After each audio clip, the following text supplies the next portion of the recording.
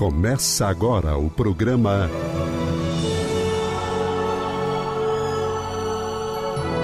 O Livro dos Espíritos em Nossa Vida.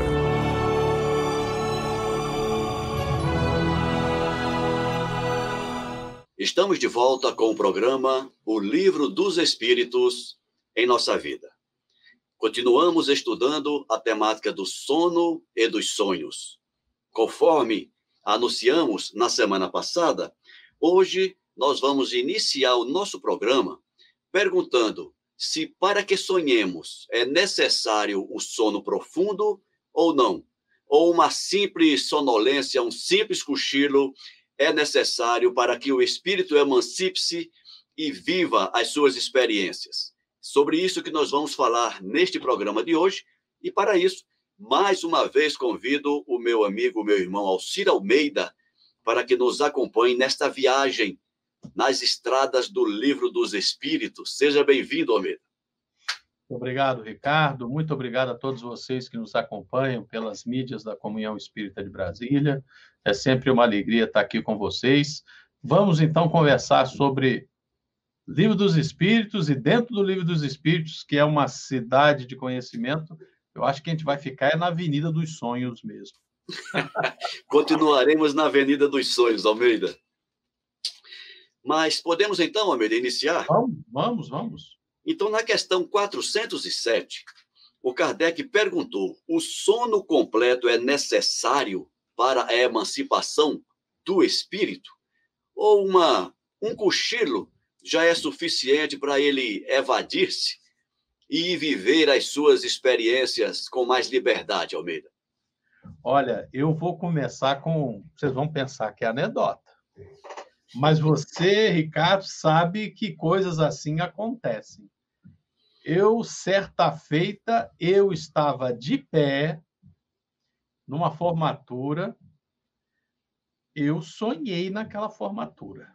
Não foi delírio, não, eu sonhei.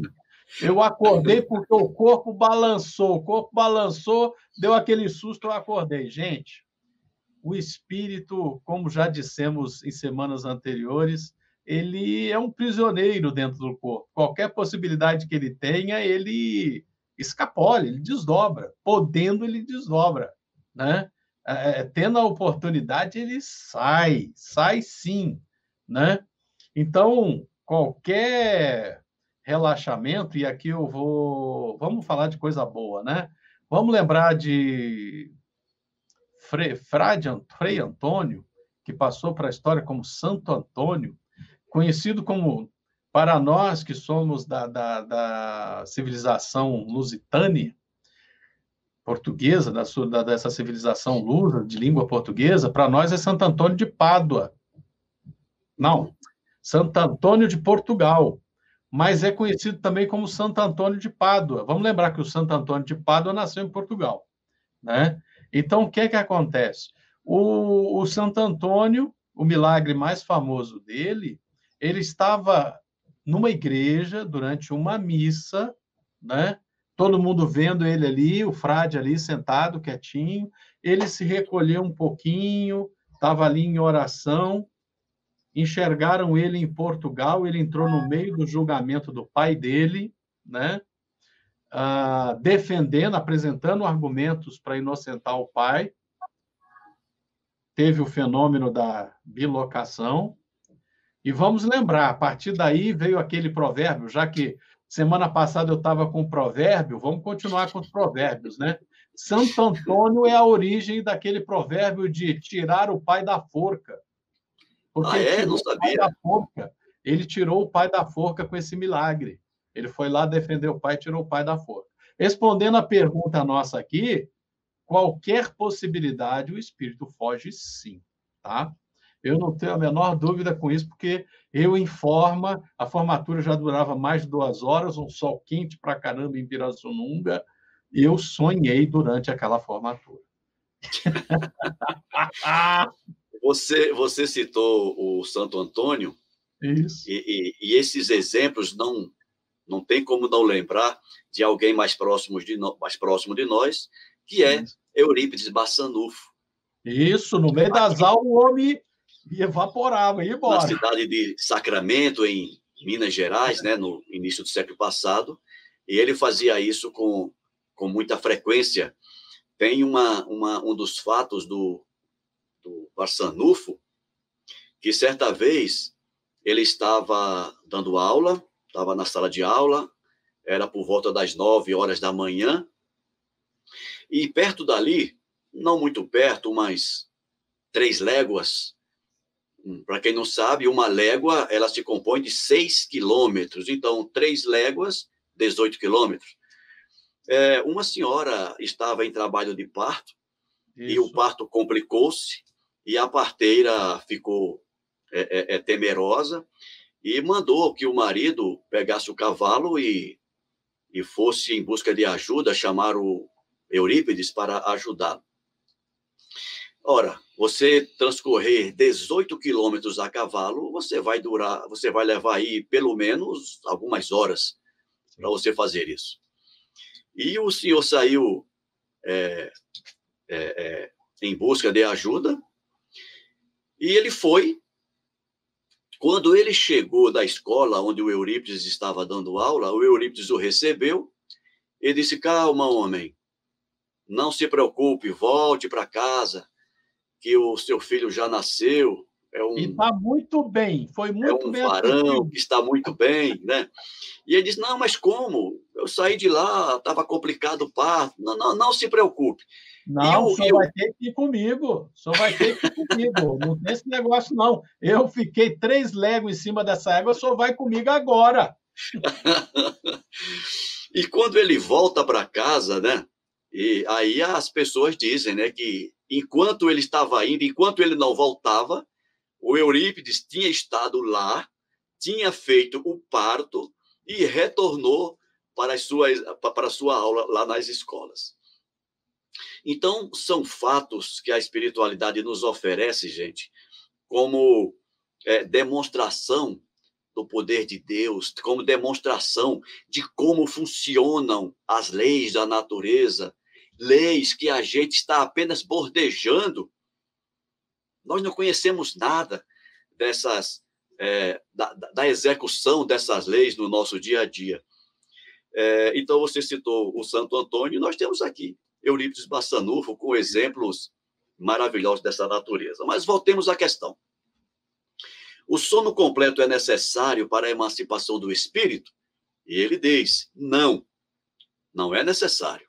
O espírito recobra sua liberdade quando os sentidos se entorpecem. Ou seja, qualquer cochilo, minha gente. O que está escrito você cochilou.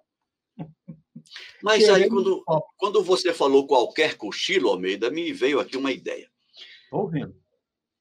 Fiquemos atentos a isso. Nós já falamos em programas anteriores que quando o espírito emancipa-se pelo sono, ele é levado para ambientes que as suas demandas internas o chamam. Se nós sabemos que qualquer cochilo é suficiente para que nós demandemos ou debandemos... Cuidado com o que você deseja. Cuidado com o que você deseja.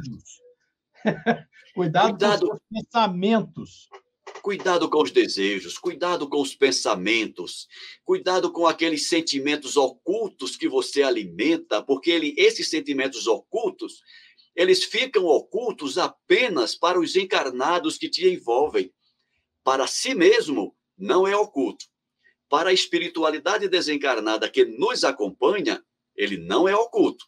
Então, muitas vezes, enquanto um cochilo do Santo Antônio levou ele para fazer uma boa ação, enquanto um cochilo do Eurípides Barçanufo favorecia a ele a oportunidade de praticar uma boa ação, para nós, um cochilo pode significar o envolvimento em algo que não queremos efetivamente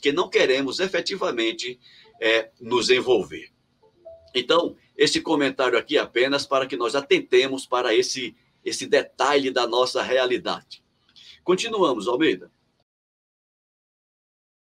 Ele aproveita, o espírito, né? Ele aproveita para se emancipar de todos os instantes de repouso que o corpo lhe dá. Desde que haja prostração das forças vitais, o espírito se desprende. E quanto mais o corpo está enfraquecido, mais o espírito está livre. Eu vou aproveitar, Almeida, aí, fazer a leitura de um comentário que o Kardec faz aqui, e daqui a pouco você volta para fazer os seus comentários. O Kardec disse assim: é assim que a sonolência ou um simples entorpecimento dos sentidos apresenta, frequentemente, as mesmas imagens do sonho. Olha que interessante. Então, retornando a essa questão, Almeida, eu vou repisar, porque é aquilo que nós dizemos sempre. E eu costumo perguntar com frequência aos participantes dos nossos grupos de estudos: para que estudar Espiritismo? Por que eu devo estudar Espiritismo? Qual a importância? Qual a finalidade? O que eu devo retirar para a minha vida diária, para a minha vida prática desses estudos? Se a gente não trouxer dos estudos, dos aprendizados, decorrentes do estudo do Espiritismo, algo para nos favorecer no nosso dia a dia, a gente não, no mínimo, estaremos perdendo tempo, né? Então, essa questão para a preparação permanente, quer seja para o sono durante a noite, quer seja para um simples cochilo, quer seja simplesmente para a construção de um pensamento menos digno, tudo isso pode nos levar, pode nos conduzir para lugares, para as experiências que não desejamos. Então, a preparação, ela deve ser permanente nesse sentido.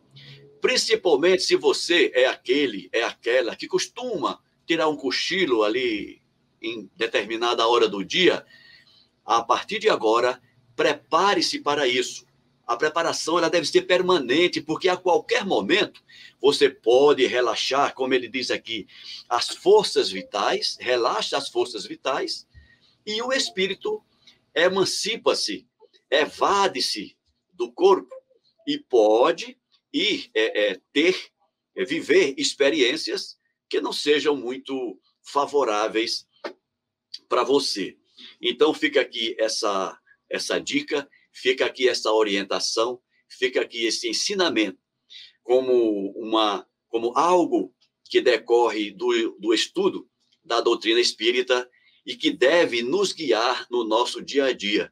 Lembrando ainda que o estudo do Espiritismo, o estudo dos Evangelhos, aprender sobre espiritualidade, tudo isso são fatores que devem influenciar a nossa conduta diária, visando sempre o nosso bem-estar, visando nossa alegria, visando felicidade, visando harmonia.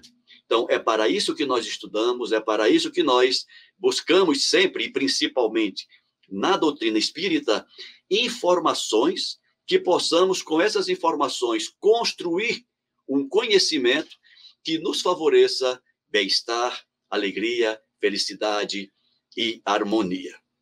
Então, repetindo essa questão 407, que eu acho ela de uma importância, tudo é importante, mas eu quero repisar essa 407 para que nós tenhamos em mente a importância da preparação para as emancipações que ocorrem do espírito durante tanto o estado de vigília ou quanto do sono propriamente dito.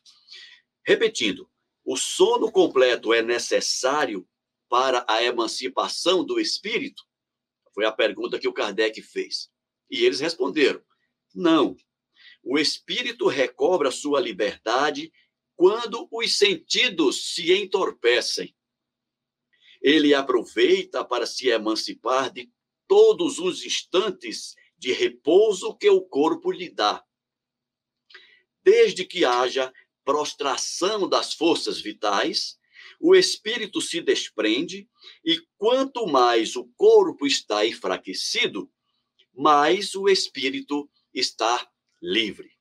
Por que eu fiz questão de reler essa resposta e daqui a pouco o Almeida complementa.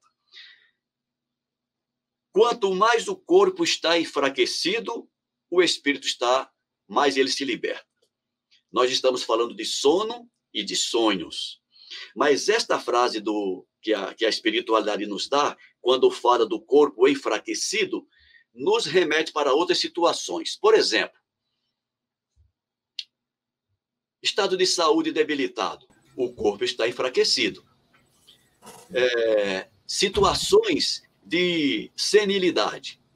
Então, no estado terceira idade, ou o corpo ele está enfraquecido por um problema de saúde, qualquer situação que leve o corpo a um estado de enfraquecimento, que suprima as forças vitais do organismo, tudo isso é suficiente, é motivo para que o espírito se emancipe.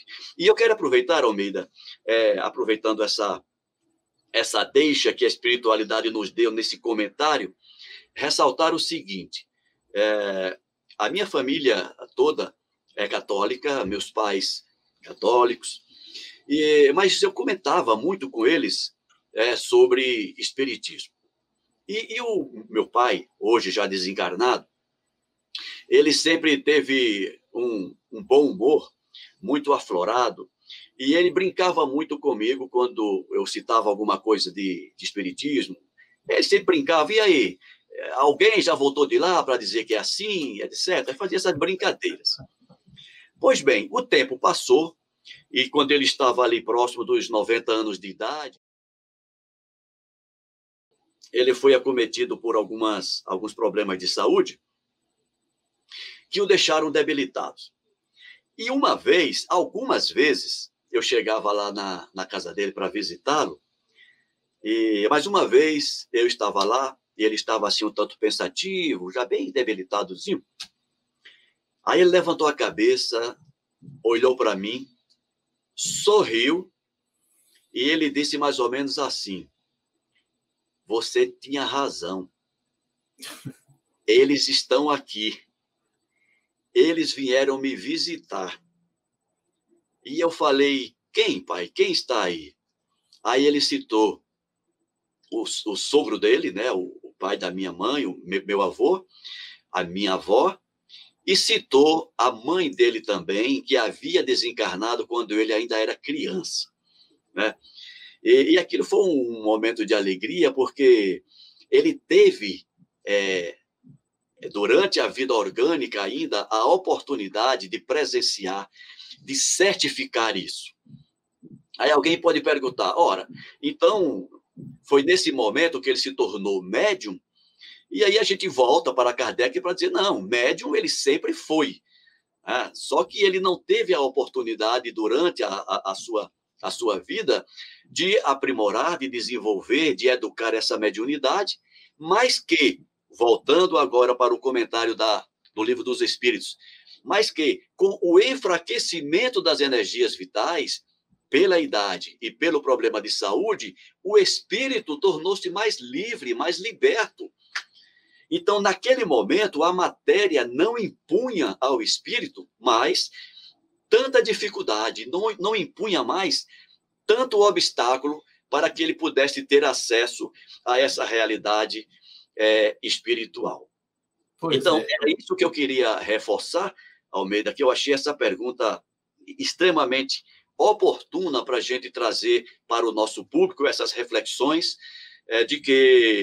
da importância dessa preparação permanente para esses estados de emancipação da alma.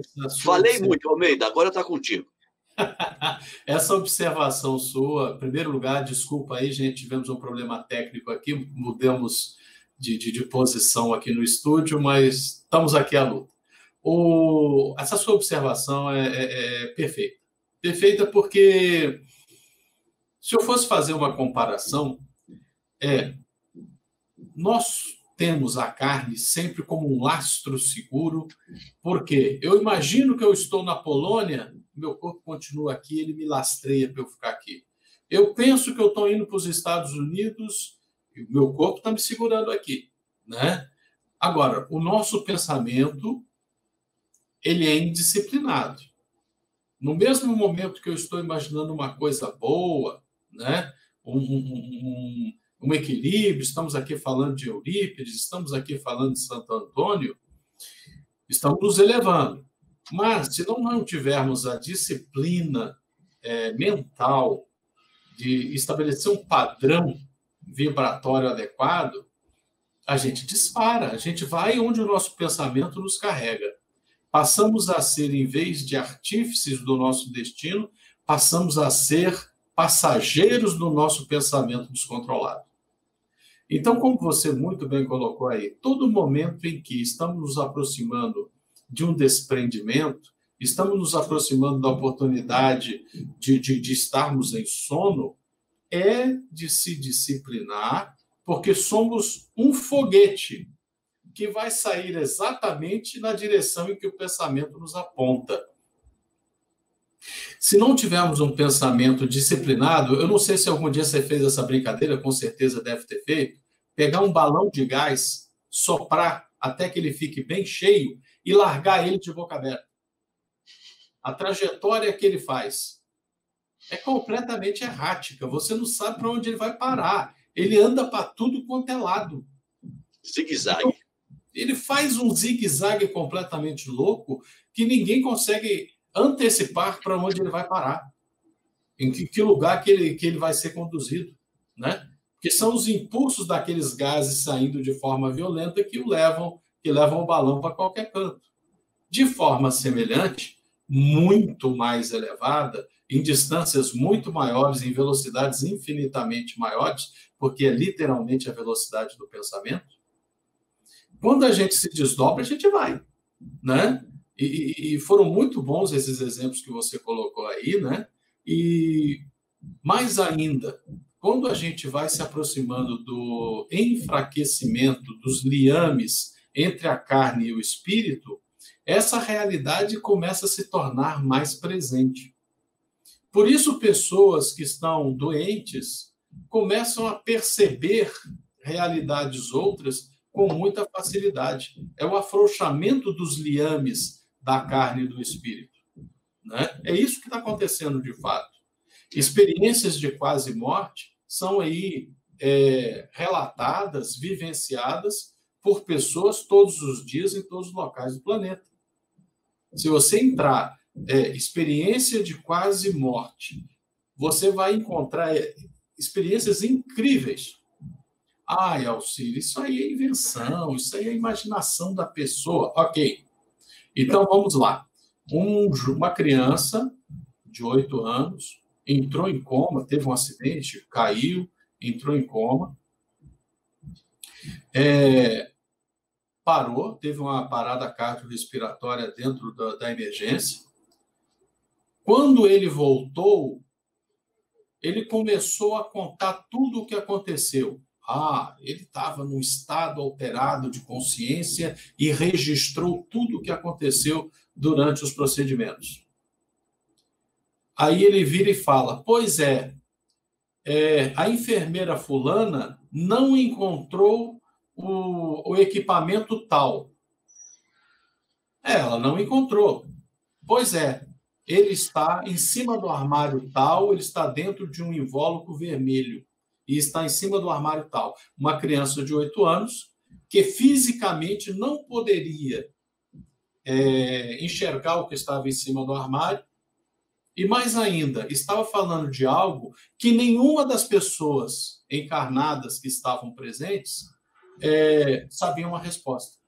Ela deu uma resposta desconhecida para aquele grupo e deu a resposta certa de um equipamento que estava fora do lugar, que tinha sido procurado no momento lá E a criança falando, não, eu estava ali no canto, eu estava no alto e eu podia ver tudo. Inclusive, eu via o equipamento dentro da bolsa vermelha que eu sabia que é o que ela estava procurando.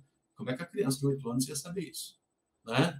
Então, como você sempre destaca, Honório, a doutrina espírita tem a capacidade de dar respostas adequadas, né? Inclusive às experiências de quase morte. E a resposta é essa. os liames, as ligações energéticas, psicossomáticas, o nome que você quiser dar, mas a ligação entre o corpo e o espírito estão afrouxadas naquele momento.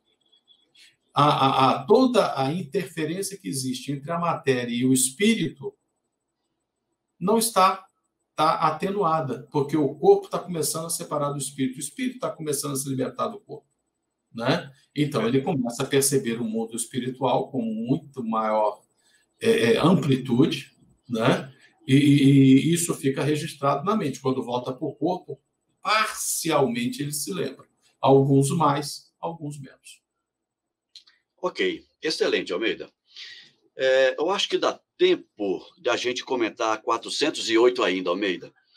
Sim. Na questão 408, o Kardec perguntou: parece-nos ouvir algumas vezes em nós, mesmo palavras, vou repetir, parece-nos ouvir algumas vezes em nós mesmos palavras pronunciadas distintamente que não têm nenhuma relação com o que nos preocupa.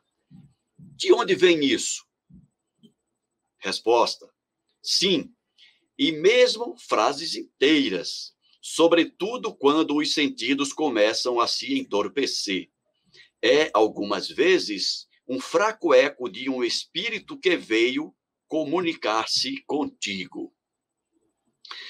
Eu fui direto da pergunta à resposta, porque o seu comentário, de certa forma, já introduziu esse assunto.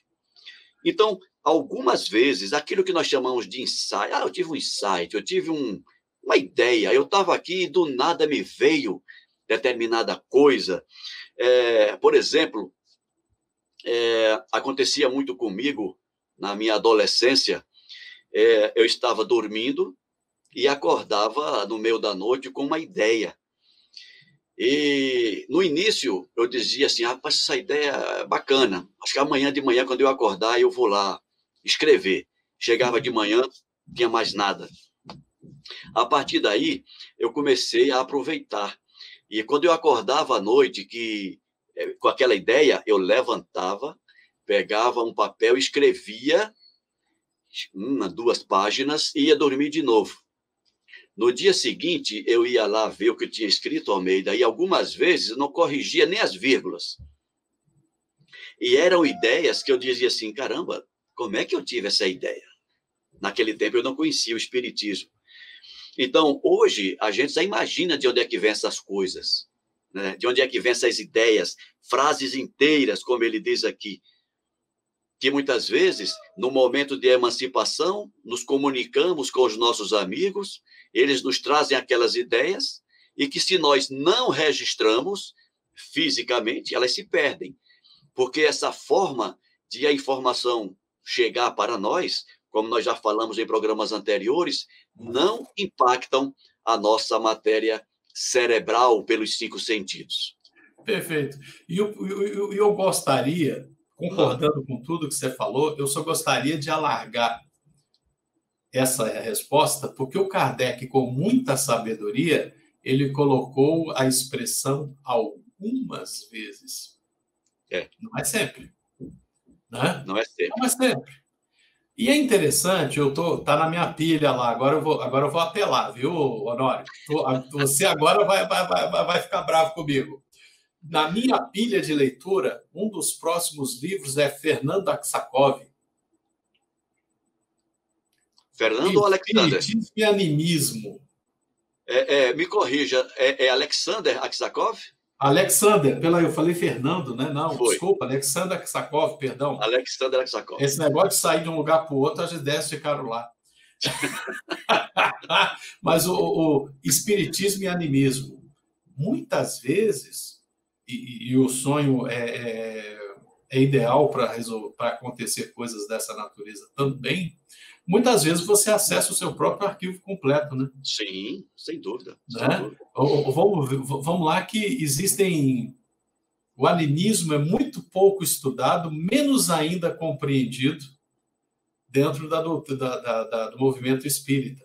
Né? Eu quero te fazer uma proposta. Diga. O nosso tempo ele está por um fio. Está estourando. Então, eu vou entender essa sua colocação como um convite para que nós assistamos o programa da semana que vem, quando Almeida vai comentar sobre animismo, a partir do livro do Alexander Aksakov. Vamos ficar por aqui, Almeida? Eu vi que você teve um problema técnico aí no técnico aqui no estúdio. Não tem problema, eu acho que não chegou a comprometer o nosso programa. Pedimos desculpas aí à audiência. Meu amigo, grande abraço, então. A gente se vê semana que vem. E a você que nos vê, a você que nos acompanha pela TV, pela Rádio Comunhão, pelo nosso canal no YouTube, fiquem com o nosso abraço. Nos veremos na semana que vem, quando continuaremos estudando ainda sono e sonhos. Grande abraço a todos. Abraço, gente.